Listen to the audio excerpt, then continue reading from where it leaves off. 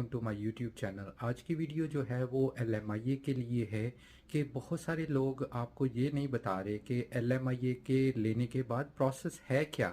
Basically ये जो terminology है इसको आपने किससे एंड अप कैसे करना है, किसी को भी इसका एंड का नहीं पता। सारे लोग अभी इसी में लगे हुए हैं कि बस हमें जो है वो LMIA मिल जाए।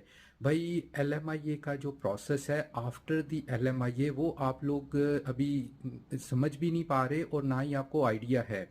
जो LMIA है उसके लिए भी आपको जो है वो पॉइंट सिस्टम जो है उसके थ्रू जाके ही आपकी PR हो। तो जैसे आपको उस ऑक्यूपेशन के बारे में नॉलेज है या आपने उस ऑक्यूपेशन को एक्सप्लोर कर लिया है, तो आप कोशिश करें उसी के अंदर अपनी जॉब लें। क्योंकि अगर आप अंटेरियो के अंदर रुक रहे हैं और अंटेरियो में अगर आप सोच रहे हैं कि आप कोई भी रिटेल की जॉब कर लेंगे, कोई भी गैस स्टेशन पे कर लेंगे और कुछ भी टिम हॉर्टन पे है, जो हमारा यहाँ पे टिम हॉर्टन होता है, वॉलमार्ट है, जो भी रिटेल की जॉब है आप कर लेंगे और आपकी PR हो जाएगी, ऐसा नहीं है। क्योंकि अभी भी जो कनेडियन लोग हैं, जो आपको पता है जो लोग स्टूडेंट आते हैं उनको तो LMIA की ज़रूरत नहीं होती, उनको तो ओपन वर्क परमिट मिल जाता है और वो अपनी जॉब है किसी भी एम्प्लॉयर के साथ में जो है ना वो कर सकते हैं। तो जॉब लेना एक बहुत बड़ा चैलेंज है यहाँ पे, और स्पेशली लेकिन आप लोग तो विज़िट पे आए हुए हैं और आप ये एक्सपेक्ट कर रहे हैं कि आपको विज़िट के ऊपर आपके प्रोफेशन की जॉब मिल जाएगी। जैसे मैं पहले भी बता रहा था लोगों को कि ऐसा भी नहीं है कि अगर आपके पास फॉरेन एजुकेशन है, आपने इवन दो आपने अटेस्टेड करवाई है, WESA से आपने जो वेस है उससे आपने अटेस्ट भी करवाई है, but it does not mean कि आप उस लैंड ऑफ लॉ के अंदर क्वालिफाई कर पा रहे हैं अपने प्रोफेशनल जॉब करने के लिए। अब जैसे मेरे भाई जो लोग इलेक्ट्रिकल के हैं, जो मेरे भाई जो इलेक्ट्रॉनिक्स के हैं, या जो डॉक्टर्स हैं, या जो PSW हैं, जो जो रजिस्टर्ड नर्स हैं, उन सब लोगों को यहाँ पे आके अपने अपने ट्रेड का लाइसेंस लेना बहुत ज़रूरी है। क्योंकि जो इलेक्ट्रिकल के रिलेटेड हैं उनके लिए यहाँ अंटेरियो के अंदर सेफ्टी की जो प्रिकॉशंस हैं उसके बगैर कोई भी एम्प्लॉयर आपको आपके प्रोफेशन की जॉब नहीं देगा। ये मैं बात ऐसे बता रहा हूँ क्योंकि मैं खुद भी एक टेक्निकल बैकग्राउंड से बिलोंग करता हूँ। जब मैं आज से 20 साल पहले कनाडा में लैंड किया था तो ये सेम प्रॉब्लम उस वक्त भी थी। तो मुझे अपने इंजीनियरिंग यूनिवर्सिटी, जब अपनी इंजीनियरिंग की डिग्री है उसके अंदर आते हुए यहाँ कनाडा में मुझे अपने लाइसेंस लेने के लिए मुझे दोबारा जो है वो अपने आप को रजिस्टर्ड करना पड़ा था कि उनके जो एग्ज़ाम हैं उनके लिए मुझे अपने आप को क्वालिफाई करना पड़ा था।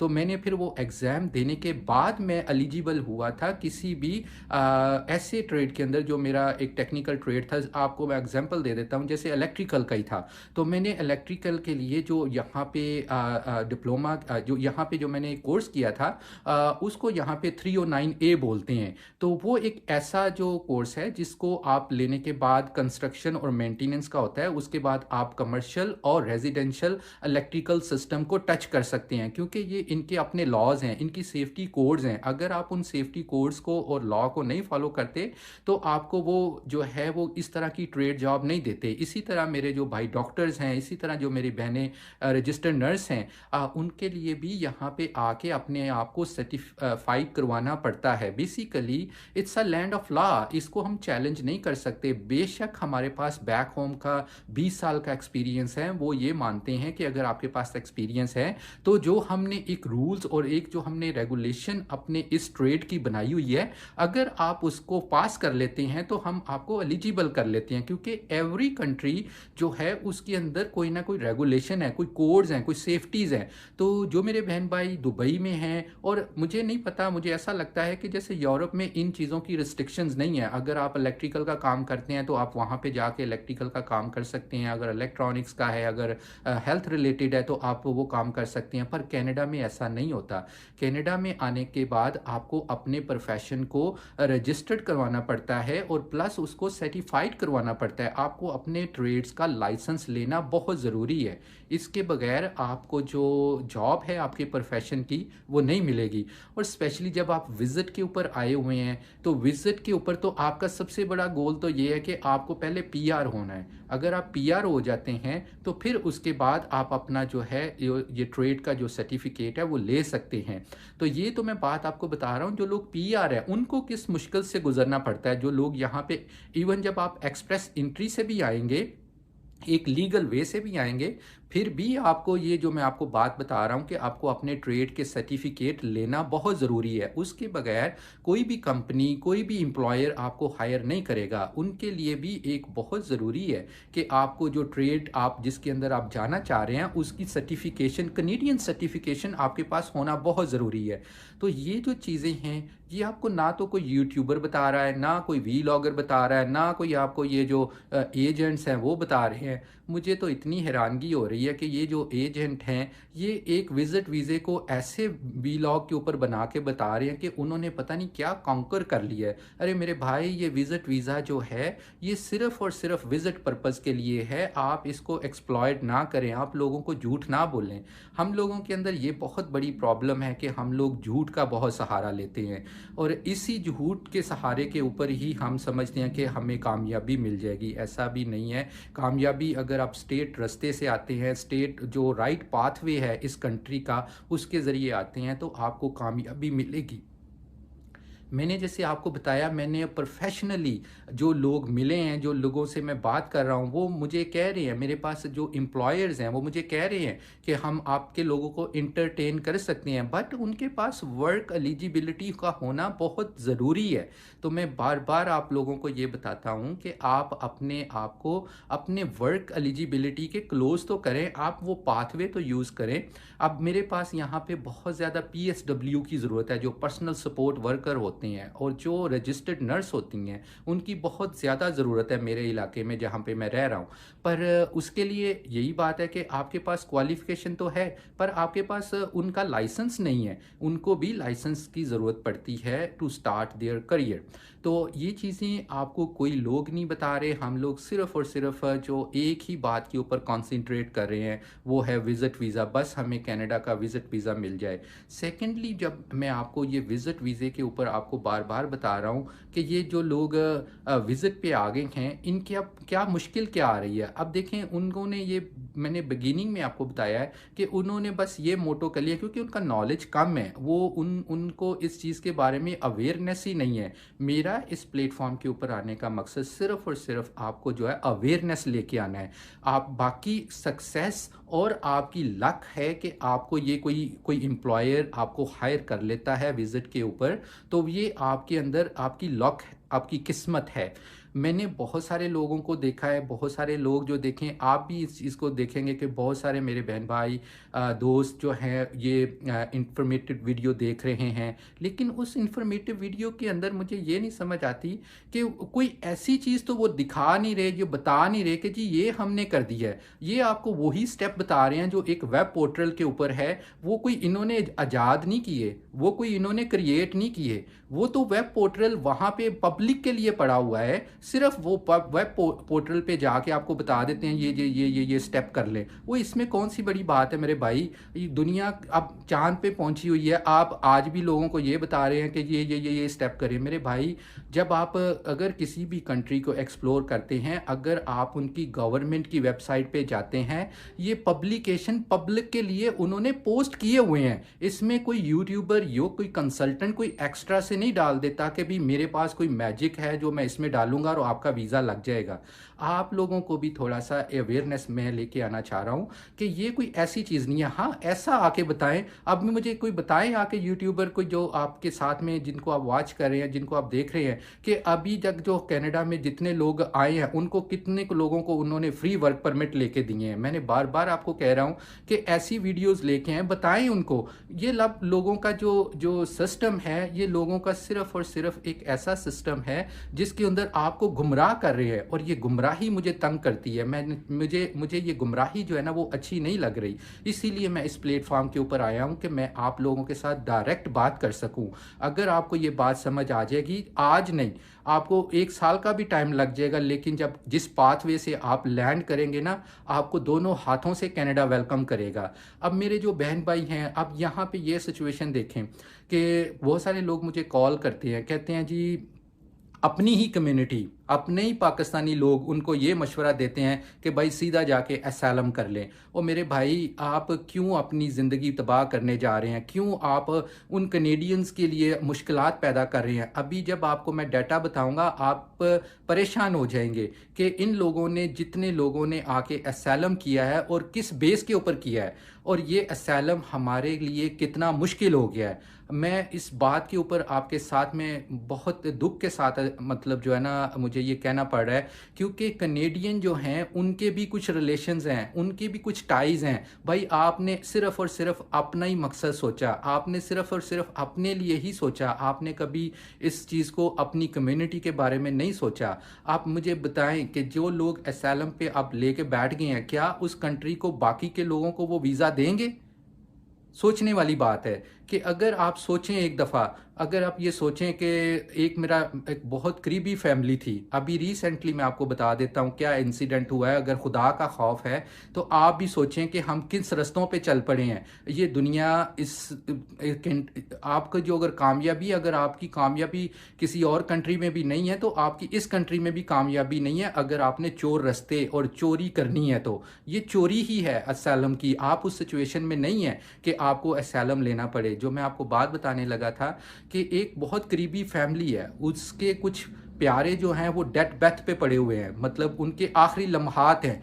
आप ये कंडीशन को ज़रा सोचें, समझें ज़रा इस चीज़ को कि जो लोग इस दुनिया से जाने वाले हैं, उन लोगों ने अपने, एक माँ अगर एक डेथ बेथ पे पड़ी हुई है और उसकी आखिरी ख्वाहिश है कि उसका जो पाकिस्तान में बेटा बैठा हुआ है वो आके अपनी माँ को देख जाए और उसको वीज़ा ना मिले, क्योंकि इस वजह से ना मिले कि जो लोगों ने झूठ बोला है, जो लोगों ने असैलम लेके झूठ बोला है, जो लोगों ने विजिट झूठ पे लिया है, कि हमने वादा किया है, उस इनविटेशन लेटर के ऊपर लिखा हुआ है कि हम अपने विजिट के बाद वापस जाएंगे। ये झूठ नहीं तो और क्या है, जब आके यहाँ आप मुकर जा रहे हैं। इसके बगैर कनाडा गवर्नमेंट आपको वीज़ा नहीं देती कि आप उसके ऊपर जब तक ये अश्योर ना करें कि आप वापस जाएंगे। अगर आप यहाँ पे आके मुकर रहे हैं, अपने आप को झूठ में इन्वॉल्व कर रहे हैं, तो वो उस माँ का कलेजा देखें जिसको अपने आप ने उसकी आखिरी लम्हात चल रहे हैं और वो अपने बेटे के लिए तरस रही है कि वो आके मुझे मिल जाए। अनफॉर्चुनेटली वो कामयाब नहीं हो सकी। तो उस माँ के दिल के ऊपर से पूछना, कभी क़यामत के दिन वो पूछेगी आप लोगों को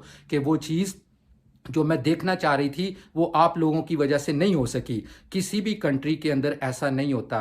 आप लोग अपने किसी भी सॉलिड रीज़न से आप आते हैं तो वो आपको एलिजिबल करते हैं। अनफॉर्चुनेटली इस बार जो नंबर्स आ रहे हैं पाकिस्तानियों के, इन्होंने जो असैलम किया है, जो विजिट पे आए हैं वापस नहीं गए, उनकी वजह से जो बाकी कनेडियंस हैं, जो बाकी लोग हैं, उनको किस मुश्किलात में गुजरना पड़ रहा है ये हम सोचते ही नहीं हैं, क्योंकि हम लोग खुद गर्ज हैं। यही चीज़ मैं आपको बताना चाह रहा हूँ कि ऐसा नहीं है। मैंने बहुत सारी डिफरेंट कम्युनिटी के साथ काम कर रहा हूँ, मैं बहुत सारे डिफरेंट लोगों से मिलता हूँ। वो सारे लोग जो है अपनी कम्युनिटी को एथिकली सपोर्ट करते हैं। हमारे अंदर कोई एथिक ही नहीं बचा। हमें जो चोर रास्ता, जो हमें शॉर्टकट मिलता है, हम सब पहले उसको अप्रोच करते हैं। उसमें मेरे सारे भाई शामिल हैं जो इस वक्त विजिट वीज़े की तस्वीरें लगा के कहते हैं कि हमने कुछ अचीव कर लिया। मेरे भाई, आप उनको ये बताएं, आप विजिट करें और वापस आ जाए। आप अपने रस्तों को बंद ना करें। आने वाले दिनों के अंदर अगर आपको विजिट भी ना मिला तो क्या बनेगा? आप लोगों को कोई प्रॉपर गाइड करने वाला ही नहीं है। आप लोग भी जो है ना इनकी बातों में आ जाते हैं। हालात हर कंट्री के जो होते हैं वो मुश्किल हैं।